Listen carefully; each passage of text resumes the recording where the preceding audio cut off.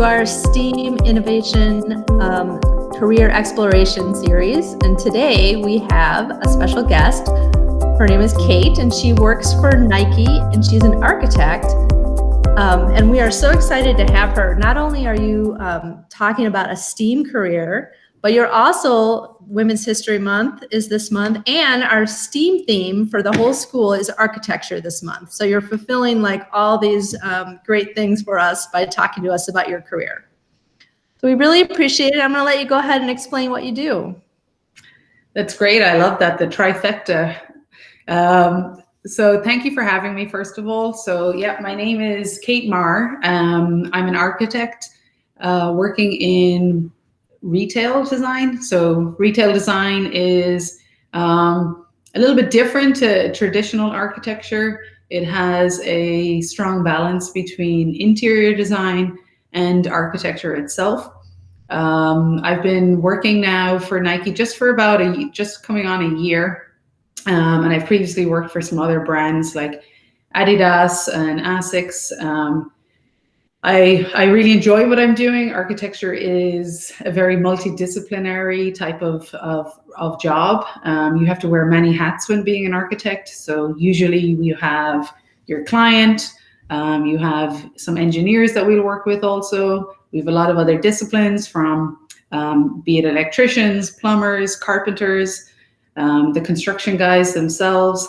So it's a really interesting career and field for me to be in. I really like it that there's a lot of variety every day, and there's a good balance of creativity and also a lot of practicality that comes with it. And I really enjoy balancing the art and the science and bringing those things together.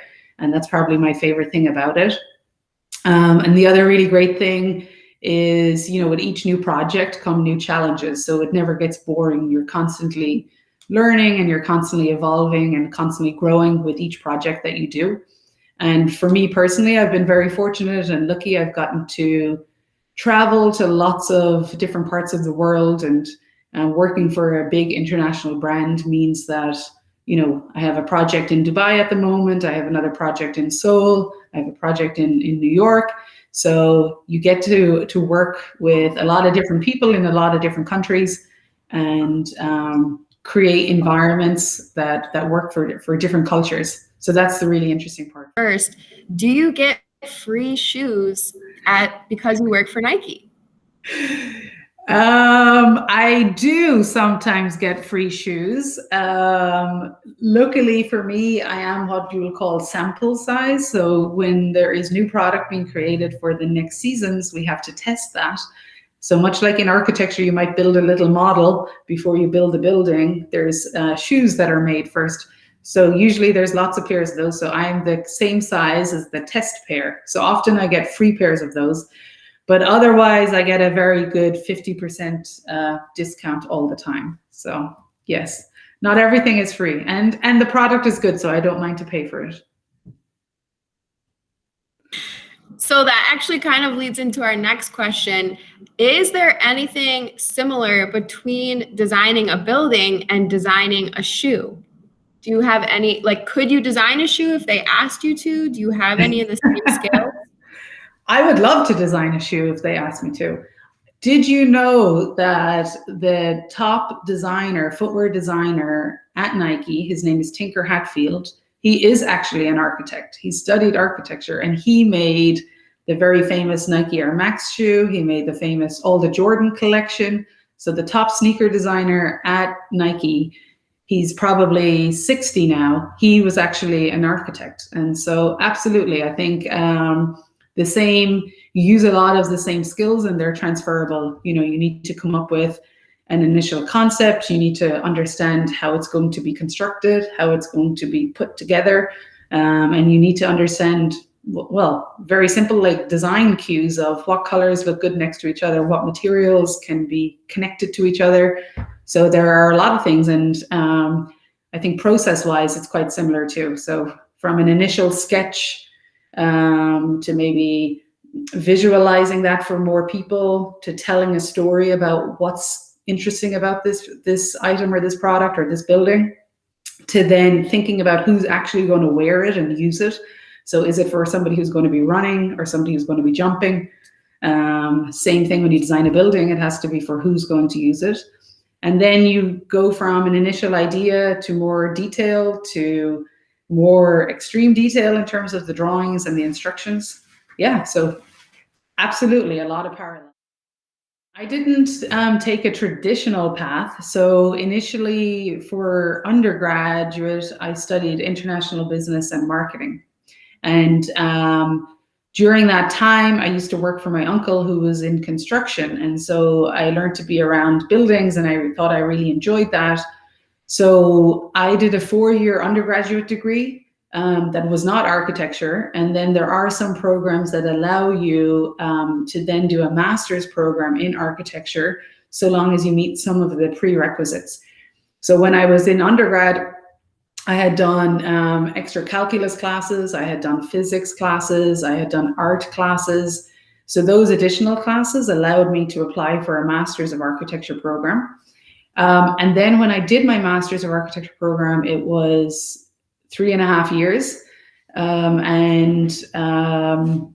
That was amazing because that was really my first true introduction to architecture and design. So there are some elements of architecture history that you need to do to understand, like, you know, where it comes from, the history of it, how buildings have been built over time. You do classes on more on construction detailing. You do things on design. You do classes also on, I got to do classes on lighting design, on photography as well.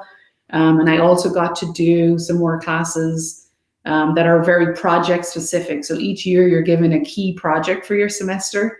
And from my first year in university to my last year, the projects get more complicated or more complex over time. And so you start with something small, like a small house on my first semester.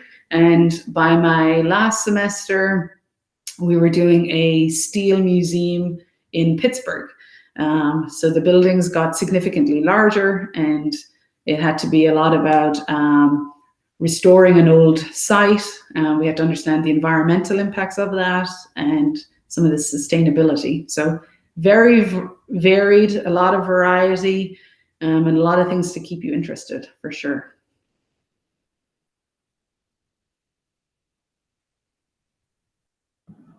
Thank you. Yeah, I forgot to add, I also had the opportunity to do 1 semester in Italy, and that was great. So with my university, we got to go to Italy and spend some time in Rome and Florence and Venice and see some of the amazing architecture there as well. So that was a really good insight into some of the older structures of churches and town planning. And some pizza, some good food.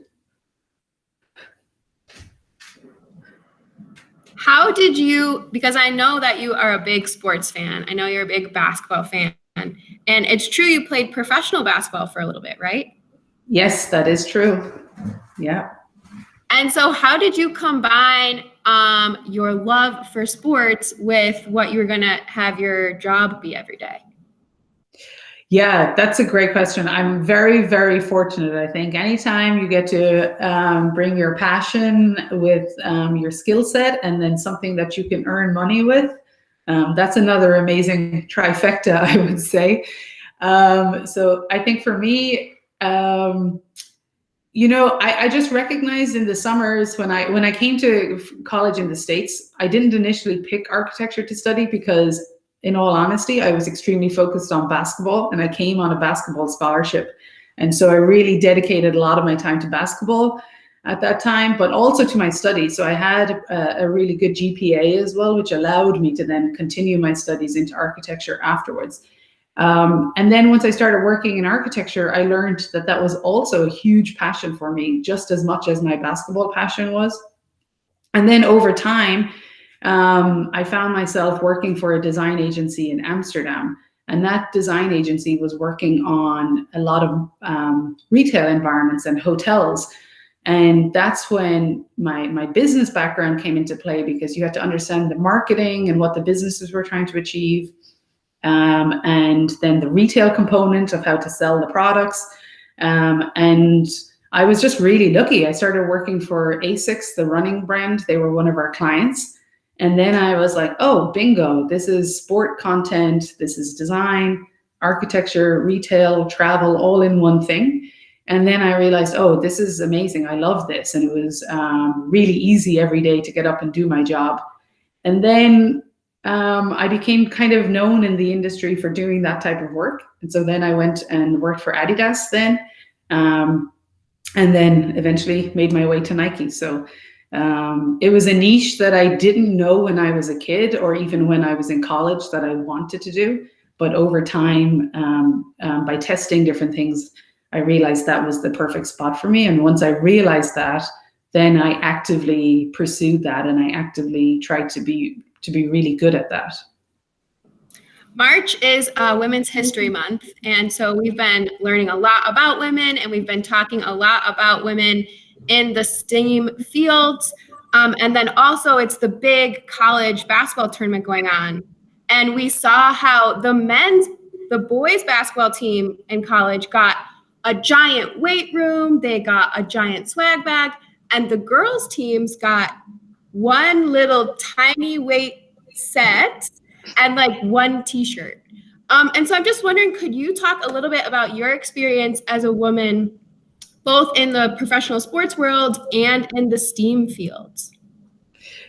Yeah, it was unfortunate to see that, but I think the good thing of seeing that with the NCAA this year was that now action is being taken and more people are aware of the disparity or the inequality. So I'm happy that somebody rose awareness around it, and it was on a very global level. And so it's going to help push us forward to things being more equal in the future. For sure, I would say, coming through playing sports, it is a team game that I played. I played basketball and I had a lot of female and male coaches as I grew up in playing basketball. So I really value the diversity of who you can work with, who you can learn from, who can help you grow, who can you help grow. And so it's the same thing when you get to the workplace. The workplace is very much about teamwork. So even though in architecture and in my studies, I did my individual projects, sometimes you also have to do group work. And I think it's really important to recognize the power in collaboration. Your ideas can go further, they can be better, it can be stronger. And the biggest thing when you're collaborating is you want diversity in that group. And diversity in that group can come from boys, girls, it can come from somebody who's 7 and somebody who's 70. It can come from different experts. So again, when I talked earlier about building a building, there's plumbers, electricians, carpenters. We're all experts in our own individual area, but the building would not get complete without the diversity of the group. And so for me, that's the most important thing, is that if I want, and I believe this project has opportunity and amazing potential, you want to optimize and maximize that. So the more diverse input you can get, the better opportunity it has to be a stronger final solution. But I've been very fortunate, I have to say. I've had mostly good experiences in terms of equality and equity, both playing basketball and in the workplace. And I have had some situations that weren't perfect or weren't ideal. And I think that they actually came from women in leadership too, not just men in leadership. So I think at the end of the day, you have to hold yourself accountable, and you have to be as fair and as empathetic in your approach as possible. We have a question from Damari, who's in 8th grade. He wants to know, are you from Chicago? Do I sound like I'm from Chicago? No, I don't know. I don't know where I sound like I'm from anymore. I'm from Ireland. So I grew up in Ireland. All my family is still in Ireland. But I have lived in 8 or 9 different countries. So I've traveled a lot around the world and lived in different places. And now I live in Portland, Oregon. So I've lived in Amsterdam, Germany. I've lived in Connecticut. I've lived in Belize. I've lived in Australia, I've lived in Switzerland, I've lived in London. So like I said, architecture can be a great field if you want to travel and work in different countries, and if you enjoy that. And if you ever would have lived in Chicago, it would have been your favorite place. It would have. I've been to Chicago a few times. I also enjoy deep dish pizza, and I did find it very windy when I was there, I have to say, one time. And yeah, I think Millennium Park is amazing when you get to go over to that area. And I will be doing. I have some projects that I've already executed in Chicago, and I will have a very important one coming in a couple of years. So. I do work for the Jordan brand at Nike, and we know Michael Jordan is a little bit popular in Chicago. And so we will be creating a new Jordan retail experience in Chicago in about 1.5 years. So it's already a project that my team has started working on. Excellent. In STEAM class, the students are learning the design process, and they are going through the ask, research, brainstorm, plan, create, test, and improve cycle. And I'm wondering if you could talk about how do you actually go through a process like that when you design a space? Just to sort of confirm, right now they're at the process where they're designing, if they're in 8th grade, an apartment building that uses green space. In 7th grade, they're designing a school space, and in 6th grade, they're designing a home. They're already so much ahead of me. I didn't design a building till I was 21. So you guys are going to be amazing. We do absolutely do that. So actually this year, my team is creating a new retail environment for the Jordan brand. And we are actually in phase 1. And so phase 1 has been a lot about gathering insights, and it's similar to your ask and research phase. So we have been going around and asking the different business leaders, what do they need? What do they want? What would they like to see in the retail concept? We've also been going to the different geographies, and we've been asking, hey, what does the Chinese consumer want? What does the American consumer want? What does the French consumer want? So we're definitely in that stage of the project now.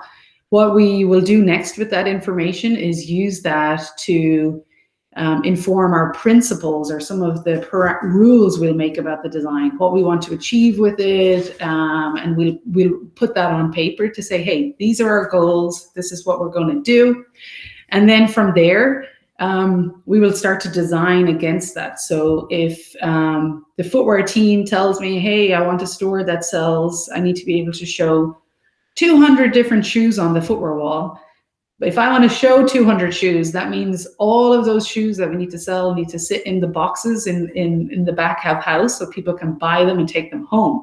So that helps me then understand, okay, I need to have 2,000 square foot of space behind there to be able to store the shoes so that people can leave the store with them. So we use the insights to inform our design and inform our approach. And once we have an idea and that's all illustrated and drawn up, then we present that back to those business leaders to say, does this work for you? And if they say yes, then we go into detailed design and we start to work with the real estate team to find the exact location that we want. And then we start working on that project. And then they will require more and more detailed information as we go. And then finally, the last step is also the review step. So once we open a store, we want to say, hey, did this work? Did it not work? Was it successful? What's good? What's bad? What do we need to adapt or change? So the review process is also an extremely important one to ensure that the space that you've designed or created is optimized for use. So does it really work for the end users? And so, yeah, absolutely. So your process, you'll be well trained by the time you get to my stage in life. Awesome. So right now they're doing their plan sketches, and often I hear, well, I can't draw. So I'm wondering if you have any advice for just sketching out your ideas on paper, just to sort of encourage the ones who are saying, I can't draw. Yeah. Advice number one is don't be afraid. Everybody has their own drawing style. So drawing style is something that's appreciated. So even if you look at famous artists and if you look at a Picasso piece of work, or, you're not trying to draw something in the same way that looks exactly like a photograph necessarily. Drawing is a language. It's a way of articulating your idea. It's a way of expressing yourself. So there's no rules when it comes to drawing, definitely not when it comes to sketching. You can draw it any way you want with real people or stick figures. It doesn't really matter. It's really about, does what I've drawn on the page convey the idea that I want to convey? So the biggest thing is don't be afraid. The second thing I would say is to practice it. Like nobody's good at anything on the first day. So you have to practice it. And so you're only going to get better if you keep trying it. And so you start to say, once you draw it the first time, you realize, ooh, maybe I could have drawn it a little differently. And then the third time, oh, this actually expresses it even better than the first time. So design is an iterative process. So it must move forward. And so you have to start, and then you can keep moving forward from there. Can I ask kind of the same question, but about math? It sounds like you have to do a lot of math as an architect. Was that something you liked doing? I'm a math teacher.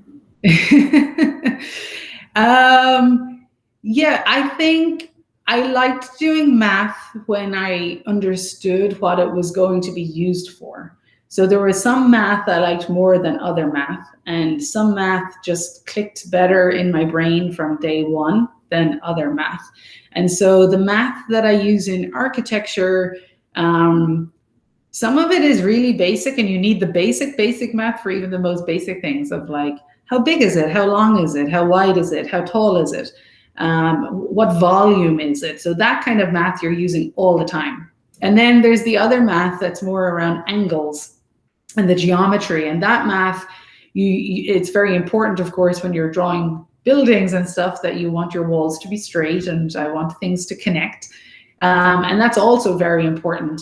But I think over time, understanding the principles of the math is more important as you move forward in your career. We have computer-aided design, and we're working with digital tools that support us. So you don't need to be a math whiz either. And so for anybody who's worried, I'm not good enough at math, I think it's more important that you understand the principles of it and how you're trying to apply it. And then there will be people on your team who are maybe better at math than you are, or there will be digital tools to support you. But you should put your effort into at least trying to understand why I'm doing this and what it's going to serve its purpose for. I still use a calculator and I still rely on the computer. That's awesome. Speaking of digital tools, so can you describe any of the tools that you use in your job? Sure. I love Google SketchUp. So I'm sure some of you guys are probably using Google SketchUp. It's amazing. You can even download it for free. So I love Google SketchUp, and that's how I got started. Google SketchUp was great for doing some initial ideas and presenting your ideas quite quickly. And over time, it has gotten even more credible as a technical tool. We will also use AutoCAD AutoCAD for more of the technical drawings. Once we design the details, that will become more in AutoCAD or in BIM. I'm not sure if anybody's heard of BIM, but BIM, it's more where all of the systems come together. So when you do more complicated buildings, we can work on a drawing or on a building in the cloud. And so the engineers can be working on it at the same time, and the electricians can be working on it. So it allows everything to live in one place. And what else do we use? Oh, we also use some rendering software. So it's also important that we want sometimes our drawings to look more realistic. So when we're presenting ideas to senior leadership in the business, they want it to look as real as possible. So we even draw the products in there. So you'll even in our building drawings, the sneakers will be on the wall and the clothes will be on the mannequin. So we do everything in 3D to visualize it and render it. And then we use a lot of InDesign as well for presenting our ideas, and Keynote for presenting. So a few different tools. You over time learn to become better in all of them. But again, usually you work with a big team, and some people are better on some tools than other tools. And there's so much to do. You can't be an expert in all of them necessarily. So, yeah. Some of our first graders have a question. They want to know how much can you make in your salary? Not necessarily how much you make, but how much can you make as an architect? That's what our first graders are asking. Wow, the first graders have their priorities straight. I see. I don't know if the first graders can count the amount of zeros behind the number. I'm just kidding.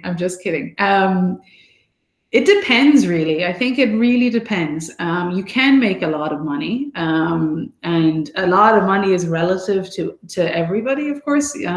But there is opportunity to do well in the industry. But there's also a lot of long hours. So you work a lot of long hours. So architecture is something that is a passion. So on really busy weeks or when you have big projects, you can be working pretty long hours. So sometimes when you do the math and divide the amount of hours with your paycheck, sometimes you say, I don't know if this was as good as what I thought it was. But no, you can do well. I think it depends on a few things. I think it depends on the type of work you're doing. I think it depends on the city in which you live. And I think it depends on the size of the company you work for. So those can be probably the three big differences that can make a difference to your salary of, is that company working on small nonprofit projects? Is that company working on big skyscrapers in New York City? Is that company working on, I don't know, small art galleries or private homes? So it really, really depends on what the end product is. I don't have any questions. You did answer both my questions. Talking about collaboration was number one. That was a big thing I wanted to talk to you about, but you did an excellent job explaining that. And the passion part. I push that every day on my students about finding something you're passionate about, and then that's where you can make your money at. And you did an excellent job at that, explaining how you had basketball going, architecture, and everything kind of came together. And you pretty much found your dream job, essentially, with all those zeros behind it. Congratulations. I get to wear a hoodie to work. Yeah, absolutely. I love it. It's very nice to meet you, by the way. Oh, thank you. Yeah, I think, sometimes you can't plan your whole career path 100%. And there's some people who know from day one, I want to be a doctor, I want to be an architect, I want to be whatever it is. I think for others, and even for me, it took longer. My first passion definitely was sports and basketball, but I grew up on a farm in Ireland, and my dad was a builder as well. So I was always around doing things with your hands, and I knew I enjoyed that. And I also enjoyed like design and visual arts, but I didn't really know that. I was just more gravitating towards those things. And architecture really is an amazing discipline at the end because it's so varied. You could end up in something that's very technical, or you could end up in something that's, you actually rather be out on a construction site all day, every day, or you could end up being very good at making beautiful images come to life. And so you love working on the computer, and you're going to stay in the office and you're going to do those. You could be somebody who loves drawing and sketching, and so that's really where you're good. And drawing and sketching can be really, really useful when you're having a conversation with your client. So when architects talk to their clients, they're often drawing at the same time. So this ability to be able to sketch and talk and illustrate ideas and work and collaborate with your clients can be very useful. I'm not an expert at all of those things. I'm not very good at all of those things. So that's where you can really say, even in the industry of architecture, I like this type of work more than this type of work. So it's really, really varied, and there's a ton of opportunity in there. But also, if architecture is not for you, I find it was a great education. So when I went to university, it taught me a lot of things about a lot of different things, how to think about human behavior, how to think about how people move around a city, or how they use space, or how space and environment can inform my emotions and how I feel. Is it too dark? Is it too bright? Is it too hot? Is it too cold? And so architecture is something that at the end of the day, we're doing it for the users and the people who need and want to use that environment. And so you can also be a very good architect if you're very empathetic to people and humans and what they want and what they need. So there's no one profile that fits any architect. And that's what I love about it, is that it's for everybody. It sounds hard when you're a kid, but really there's many different ways into it. We are just starting to sort of promote the 4 C's, the 21st century skills of critical thinking, collaboration, creativity, and communication. And so far, I think you've hit on every single one of those in your job. So it sort of reaffirms that, you know, the skills that we want to emphasize through some of these basic subjects are going to turn into something that they can use in their career. I mean, your ability to communicate with the sketches, like you said, during meetings and planning, and your ability to present ideas is all in the communication. And I'm sure you think critically about who's going to go through the design spaces, and the creativity is obvious, and the collaboration you were talking about. So it's really nice to see, you know, the things that we're teaching turn it into something that people can use in their careers. Yeah, no, absolutely. I think it's all setting a really solid foundation, and that's what you want. No matter what career you go into, you will need elements of those, some in higher doses or measures than others, but you will need all of them. And so working on them every day and getting a little bit better each day, it all makes a difference to kind of the end goal. So absolutely. Question, do you have a favorite Nike shoe? I have a few. So I love the Air Jordan 1, and I'm controversial. I like the low version, not the high version, which is a bit controversial. I also love the old school Blazers, the Nike Blazer. And I'm also a bit of a fan of the old Nike Air Max 1. So if I showed you my sneaker closet, there's a lot of variety in there. So it really depends. And I couldn't even throw away some of my Adidas shoes or my Asics shoes. So they still live on the shelf too. So luckily, 2 sisters of mine are the same size. So they helped me out and took a lot of them, but I still kept my favorites. I like the diversity of the footwear option. You can put it that way. Yeah. Well, we have, I know at least 2 middle schoolers who do want to be architects. So both Stephanie and Amari wanted to give you a special thank you because they both really want to be architects. So thank you from both of them. Great. Thank you very much. I'm happy to be here and tell you a little bit more about it and what it's like in real life. We have one more question from Ruby. Did you win any trophies as a professional basketball player? I did. I didn't win any most valuable player trophies, but I did win defensive player trophy as an individual, and our team also won the championship. So when I played in the Netherlands, in Amsterdam, we actually won a championship game in double overtime, which is very March Madness, as exciting as it can get. And it was an amazing feeling. And I've been very lucky. I've played with some really good teams. And we've had other years where we were less fortunate, but we still had to do all the practice, still had to show up, and still had to be proud to be on our team, and still had to do the work. So not every year is a championship year. I wish it was, but you appreciate them even more when they come along. That we could share with the kids, just because so many of them are kind of, scared to do the plan sketch for their architectural project. So I just think it would be really inspiring to see a real plan sketch. I will send you a real plan sketch, and I'll send you a real sneaker sketch from the famous Tinker Hatfield. And awesome. You can look even at how imperfect his initial sketches are, as beautiful as they are and as amazing as they are. you can see that quite a bit of work needs to happen from the sketch to the shoe that MJ wore on the court. So. So it was really awesome. What an amazing experience for you to come talk to us today. And we'll wrap it up. And great. Thank well, you very much. Yes, we're extremely grateful to have the pleasure of listening to your journey, to your amazing professional adventures, to all that traveling, and all the richness that you bring to this conversation. Thank you so much. You're more than welcome. More than welcome. It's my pleasure. And hopefully you don't have, it's time for school to be over pretty soon there. You guys have some homework probably to get to next.